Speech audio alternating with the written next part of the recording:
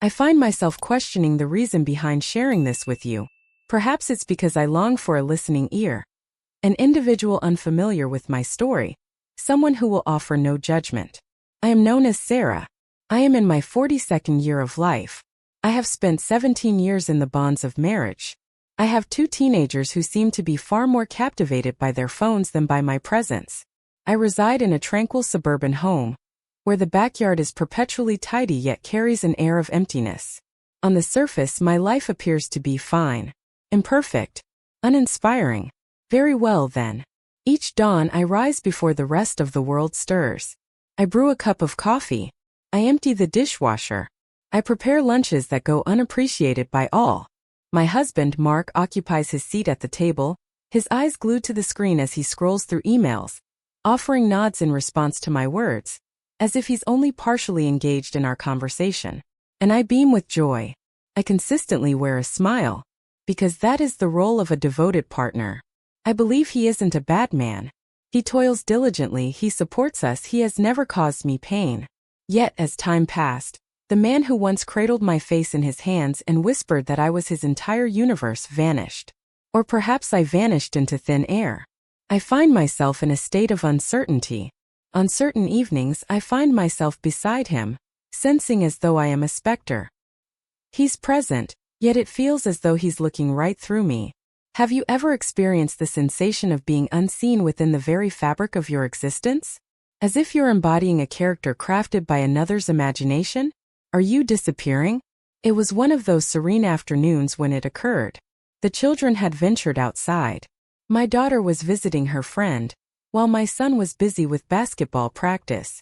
Mark was off on yet another work trip, the sort where he finds himself at a conference hotel, calling me late into the night only to declare he's too tired to talk.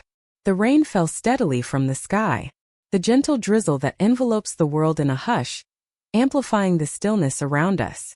I recall the moment by the window, cradling a cup of tea that held no appeal for me, simply gazing into the distance, contemplating the void while embracing the universe in its entirety. And then, I caught wind of it. A gentle rap echoed through the stillness of the room. Initially, I believed it was merely a delivery.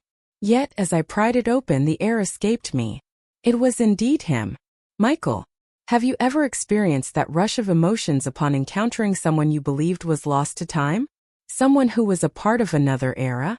It feels as though time bends and intertwines, creating layers upon layers of existence. The atmosphere surrounding you transforms. Michael was the one who captured my heart first. My one true love, if I'm being sincere. Our paths crossed in college at the tender age of 19. The image remains vivid in my mind, his tousled dark hair, those absurd glasses perched on his nose, and that smile that convinced me I was the sole girl in existence. For 3 years we were bound together, an unbreakable duo. We envisioned our future as if time were an endless resource at our disposal. However, shortly thereafter, he received a job offer in a different state. A year remained before I would don my cap and gown at graduation. We attempted to navigate the challenges of long distance, yet life intervened. In our youth. And then, in an instant, it was over. On a frigid January morning, I bid him farewell at the train station. He pressed his lips to mine, vowing that one day we would navigate our way back to each other. Yet that day never arrived. Up to this moment, I simply remained there gazing at him.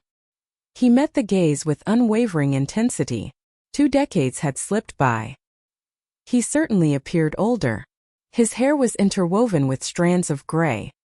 His jawline cut through the air with a striking sharpness, while his shoulders exuded a commanding breadth. Yet those eyes remained unchanged. "Sarah," he uttered. "Only my name." And I promise my knees nearly buckled beneath me. Words failed me. My heart raced with such intensity that I was convinced he could hear it echoing in the silence.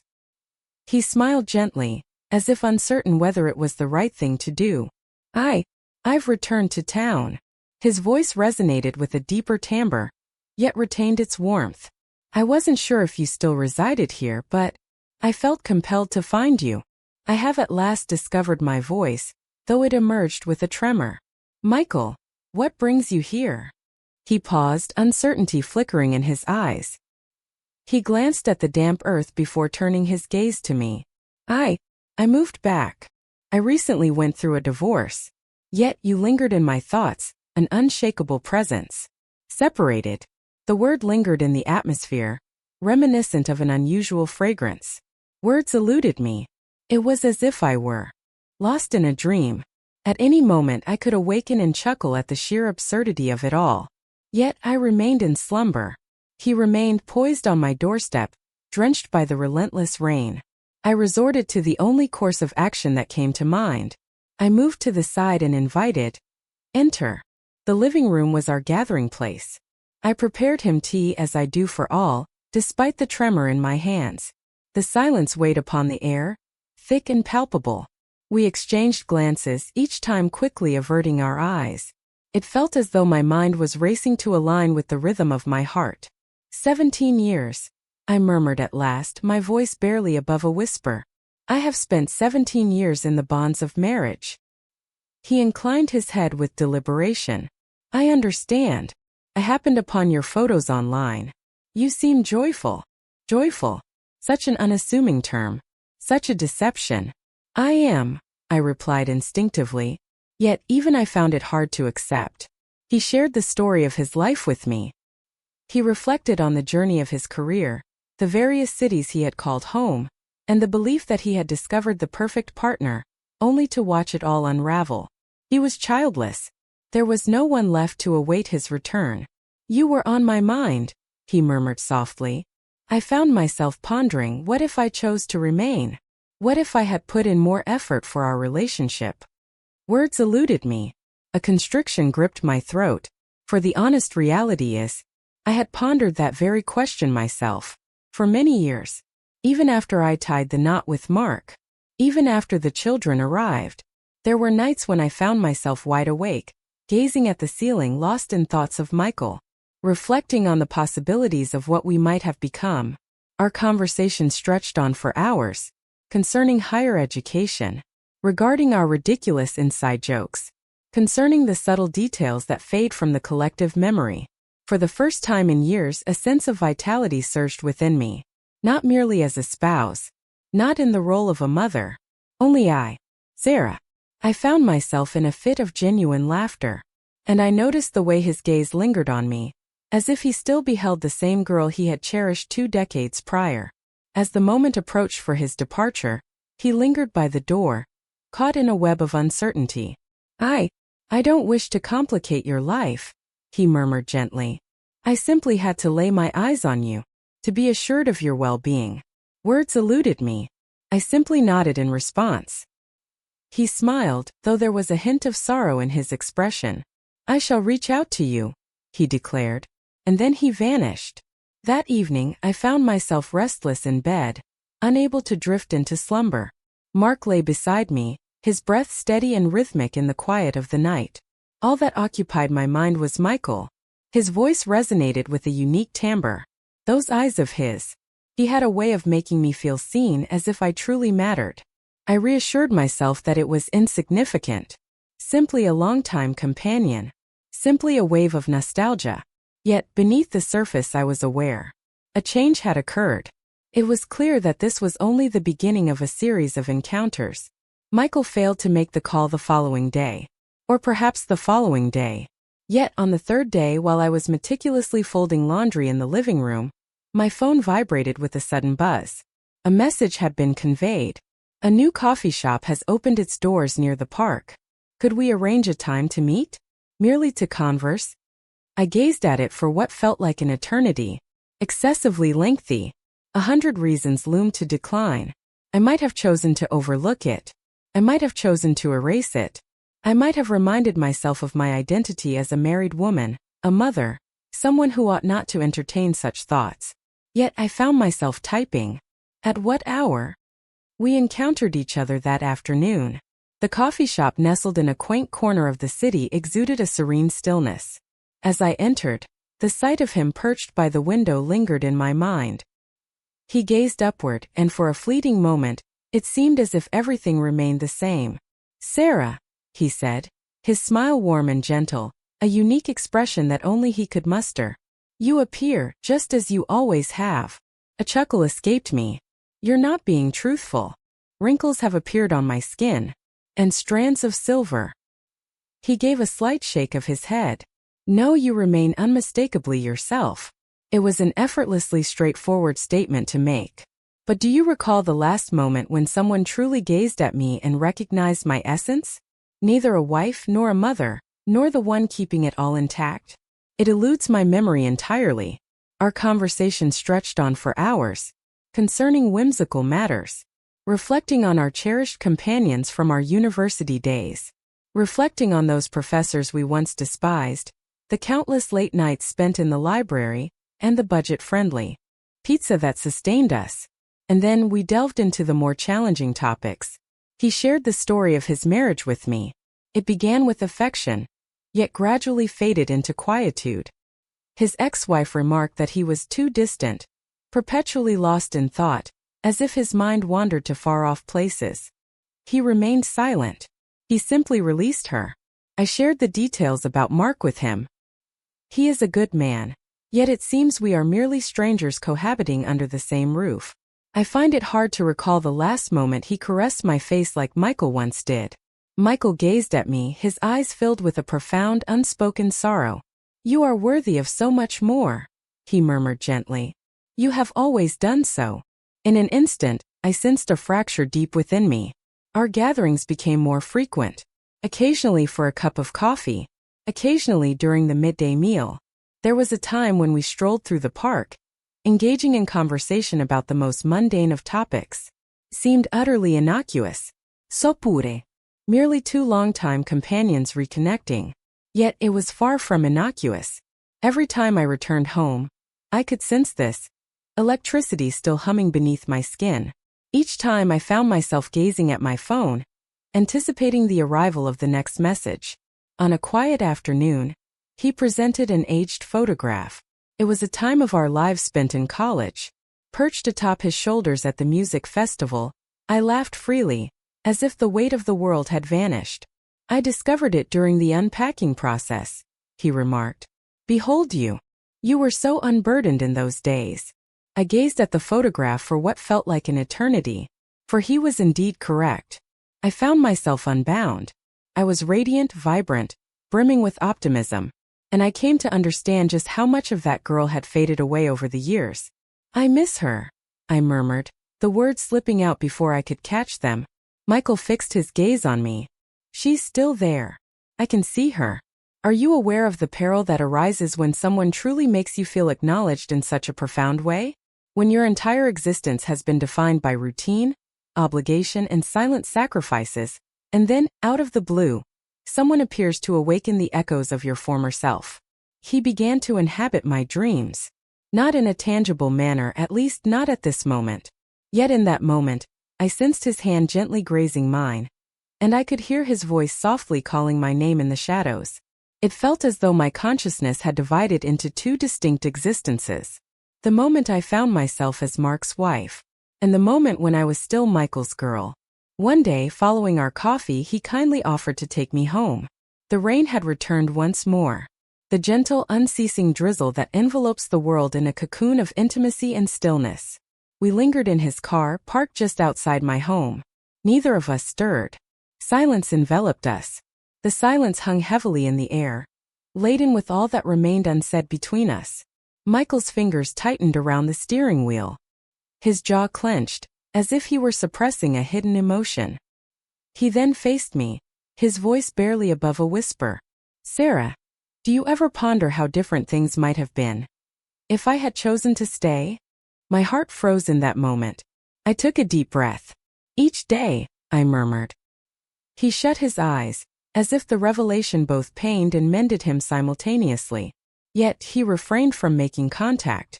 I refrained from making any contact with him. I opened the door, stepped into the rain, and returned to a life that suddenly seemed too confined. That evening, slumber eluded me.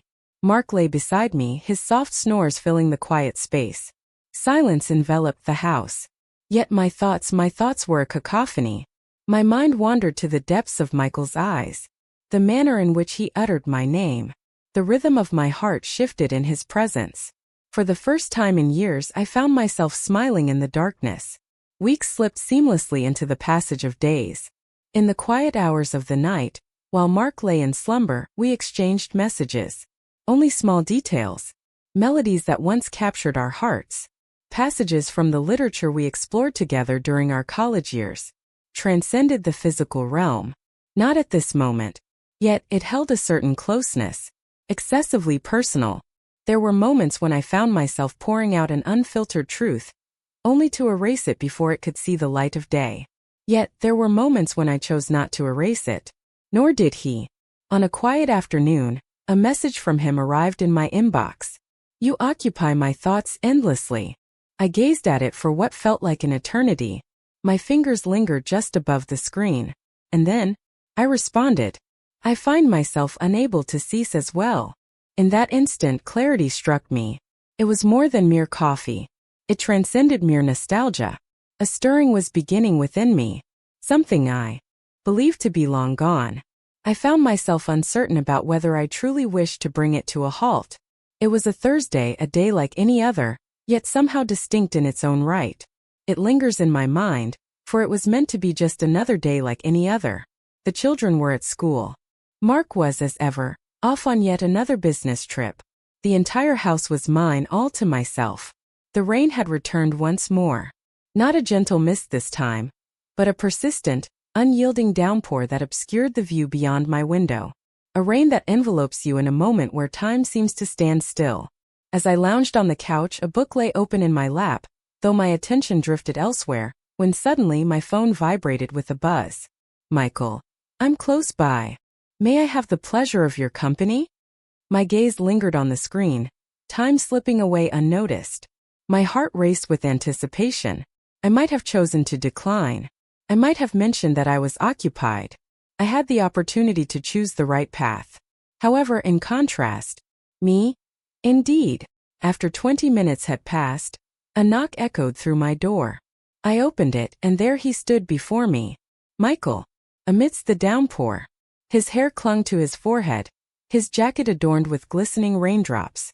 He appeared weary, unfiltered, as if he had been deprived of rest for countless nights. "Hello," he murmured, his tone soft, tinged with uncertainty.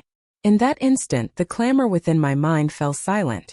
"Hello," I murmured in response. I moved to the side. He entered the room. We lingered in the living room, our gazes locked in silent exchange. The stillness weighed down like a thick fog. It was not the kind that made one feel uncomfortable. It was the sort that resonates complete. It felt as if a multitude of words lingered in the atmosphere, poised on the brink of expression. His gaze darted to my hands, void of adornment, save for the glint of my wedding ring. He released a slow breath. "Sarah, this isn't right." Yet he left the sentence hanging in the air. I can't quite recall who made the initial move. Perhaps it was he. Perhaps the fault lies with me. Perhaps it was the two of us, drawn together by an irresistible force we could no longer resist. All I can say is, in an instant he appeared right before me. So near that I could sense the warmth of his breath. So near that I could discern the delicate specks of green within his brown eyes. His hand lifted, paused for the briefest moment, then glided softly against my cheek. It caressed me with a softness that sent a delightful shiver down my spine. And then he pressed his lips against mine. The kiss unfolded slowly, savoring each moment. It was neither awkward nor hurried. The pace was languid, gentle, brimming with the countless years we had let slip away. As his lips met mine, a spark within me flared to life. It transcended mere desire. It was more than mere solitude. It was acknowledgement. As if my body held on to the memory of him. As if my very essence had called him back to me. I ought to have put an end to it. I ought to have stepped back. Yet I refrained. In that instant I was no longer a wife. I had not yet embraced the role of a mother. I was no longer the woman drifting aimlessly through her own existence. I was merely Sarah, the girl who once poured all her love into this man. And after 2 decades, I experienced a sensation of vitality like never before. He breathed my name softly against my skin. "Sarah." His voice carried a blend of yearning, sorrow, and a hint of remorse. I murmured against his back. Michael. And then silence enveloped everything. Only hands. Only lips. The gentle patter of rain on the windows mingled with the rhythmic thumping of two hearts, longing for a moment that had been anticipated for far too long. In the soft glow of the living room, we lingered in a tranquil stillness. I laid my head against his chest, attuned to the rhythm of his heartbeat. The atmosphere was unwavering, tranquil. My heart was pounding. Silence enveloped us. What words could we possibly conjure? At last he shattered the stillness. "This is something I've desired for ages," he murmured softly. "It's more than just this. You." My throat constricted. Words eluded me. For the reality was, I desired him as well. Yet the desire for him did not render it just. I propped myself up, cocooned in the warmth of the blanket, and gazed out at the rain cascading down. A sense of guilt began to seep in, uninvited and persistent. My mind wandered to Mark. Regarding my children. Concerning the existence I had crafted, the existence I was meant to safeguard. And yet, I found no regret in it. That was the most challenging moment. Michael positioned himself upright behind me. His fingers gently swept my hair aside. "I apologize," he whispered. I glanced in his direction. "Please don't." My voice trembled. I truly required this. I required your presence." His gaze became gentle. "In that case, I hold no regrets," he replied. "That day we hadn't intended to cross paths. This was never part of our plans. Yet, once you step beyond that boundary, returning is no longer an option. I was aware of that.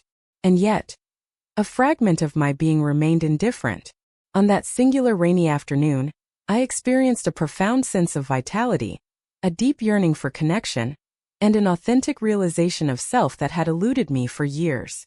As the moment arrived for him to depart, he pressed a soft kiss to my forehead, reminiscent of the tender gestures from our college days. "I shall reach out to you," he murmured, and then he vanished. As I settled into the couch, the rhythmic patter of rain filled the air, enveloping me in solitude. And for the first time I understood. This wasn't merely a past affection resurfacing. A tempest had arrived. I found myself deeply immersed in it already. Rest eluded me that night. Not out of fear. Not due to any sense of shame. Yet, I found myself unable to cease the endless replaying of it. The sensation of his lips brushing against mine. His hands traced every contour of me, as if no time had slipped away. The manner in which I release it all. I lingered on the edge of the bed as the sky shifted to a soft pale gray, my gaze fixed on the wedding ring that adorned my finger. It remained unwavering, continuing to radiate. It remains burdensome. I kept it on while I was with him, and that, in some inexplicable way, only deepened the anguish. Upon Mark's return the following day, he pressed a familiar kiss to my cheek, just as he always does. "Hello, my dear. How did everything go?" he inquired, his gaze drifting elsewhere. "Very well," I replied. My voice remained steady.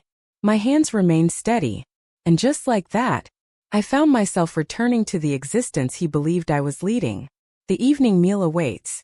Plates and bowls. Assisting the children with their assignments. Finding humor in the perfect instances. From the exterior, everything appeared unchanged. Yet within, all things had transpired. I reassured myself that it would only happen this one time. It was an error, a fleeting lapse in strength. Yet the reality? It felt intentional, as if every choice led to this moment. It was as if I had just emerged from the depths, gasping for air after a long suffocating silence of 17 years. That night I received a text from Michael. "Is everything all right?" I gazed at the message, lost in thought for what felt like an eternity. Was I truly? I responded, taking my time. "I'm uncertain." A moment of silence lingered in the air. At last his response arrived. "You occupy my thoughts endlessly." My heart tightened. For the same reason, I found myself unable to do so as well. Time flowed on. I endeavored to immerse myself in the daily grind, sorting laundry, shopping for groceries, attending parent-teacher conferences. I offered a smile to Mark. I shared a joyful moment of laughter with the children. Yet, in each hushed instant, he lingered in my thoughts. Whenever a melody from our college days played, A familiar ache would settle in my chest. I would gaze at my reflection in the mirror, pondering whether he was contemplating me at that very instant. And then came the nights. As I lay beside Mark, I would shut my eyes and envision Michael in his place. Transcended mere physicality. It was the manner in which he gazed at me, his attentive ear as I shared my thoughts. He recalled details about me that I had long since lost in the recesses of my own memory. He brought back the essence of who Sarah was within me. Not mother. Not a spouse. Simply myself. I found myself at a loss, unable to let go of that which held me captive. One afternoon, after leaving my daughter at a friend's house, I realized I was driving on autopilot. As I came to a halt, I found myself standing before his apartment. I lingered in the car, wrestling with my thoughts, convincing myself that stepping inside was not an option. This was absolutely outrageous, that I still had the option to walk away. Yet I refrained. I rapped gently on his door. Upon opening it, silence enveloped him. He gazed at me with those familiar eyes that had lingered in my thoughts for weeks, and I crossed the threshold. Our conversation was sparse during that moment. There was no necessity for that. In the aftermath, I found myself nestled in his embrace, gazing up at the ceiling.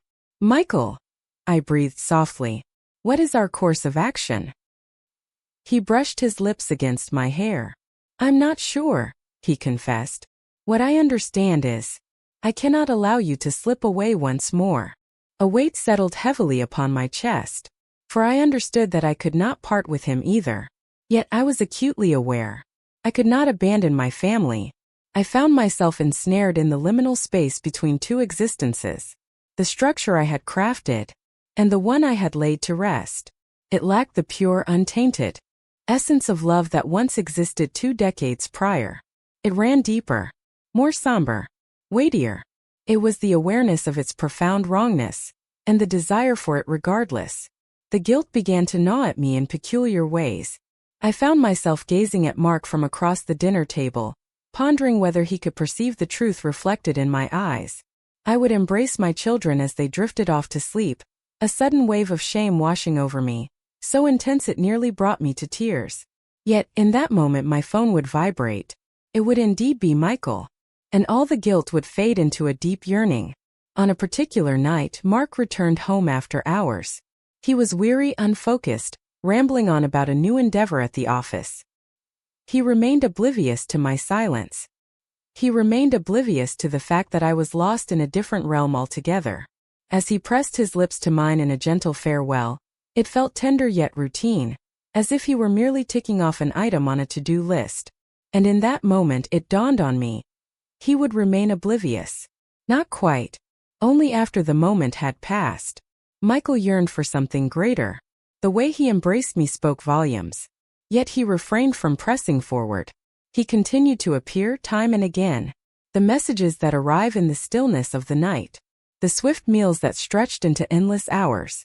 How his hand would seek out mine, if only for a fleeting moment. We existed in a bubble, isolated from the outside world. A fragile bubble I wished to keep intact. I began to question whether this was love itself, or merely a recollection of love. Did I truly love him? Or was it the version of myself that I cherished in his presence? I had lost all sense of certainty. All I understood was, I was unable to cease. As the sun dipped below the horizon and I stepped out of his apartment, he took my hand gently and murmured, "Sarah, there's no need to make a decision at this moment. Just promise me you won't vanish from my life again." I stood still, caught in a moment of disbelief. I had been pondering the very same notion. "I shall not," I murmured. And I realized that was yet another vow I was unable to fulfill. Upon my arrival I found Mark dozing on the couch, the glow of the television casting a soft light in the room. I lingered in that spot, observing him intently. He appeared serene, recognizable, secure. Yet it falls short. That is no longer the case. That night, as I lay in bed, I found myself gazing at the ceiling, grappling with the question I had been evading for weeks. What is the conclusion to this? And in that moment it dawned on me that I was utterly unaware. It was destined to end eventually. There's a part of me that has always understood that truth. One cannot inhabit two realms without facing inevitable fractures, without anyone shattering. And in the end it was I. It transpired on a Sunday afternoon. I found myself in the kitchen preparing dinner. Mark sat in the living room, the television flickering before him as he half listened to the news report unfolding. The children were bickering upstairs over a matter of little importance. It was merely an ordinary day. Yet my phone vibrated. It was indeed Michael. "It's time for a conversation." I informed Mark that I had to make a quick trip to the store. I made my way to the quaint park where Michael and I had shared countless moments together. There he stood beneath the trees in quiet anticipation. Upon catching sight of me, a smile spread across his face. Yet that smile had transformed. It was no longer the same as it once was. Possessed a gentler quality, more melancholic. "Hello," I murmured softly. "Hello," he replied, his voice a soft reflection of hers. We lingered in that moment, the rain beginning to swirl around us, delicate droplets adorning his hair. "I can't continue down this path," he finally admitted. A weight settled heavily upon my chest. "Could you clarify what you mean?" He inhaled deeply. "My heart belongs to you, Sarah." I persisted without pause. "I desire to be by your side. Yet I find myself unable to be the figure you glimpse only in the interstices of your everyday existence." His words pierced me like shards of glass. For he was indeed correct. I attempted to voice my thoughts, yet the words eluded me. He took my hands in his, cradling them softly, as if they were delicate treasures. "I'm not suggesting you walk away from him," he stated. "I'm not requesting that you dismantle all that you've created. Yet, I can no longer remain your hidden truth." Hot tears welled up in my eyes. I'm at a loss for what to do." Michael's eyes grew tender. "I understand. That is precisely why I must take it upon myself to decide for you." I gently shook my head. "Absolutely not. I beg you don't." Yet he merely offered that familiar melancholic smile. "I need you to hold on to this," he murmured gently. "You remain the girl I fell in love with. You remain distinctly yourself. Always keep that in mind." And then he pressed his lips against mine. Different from what it once was.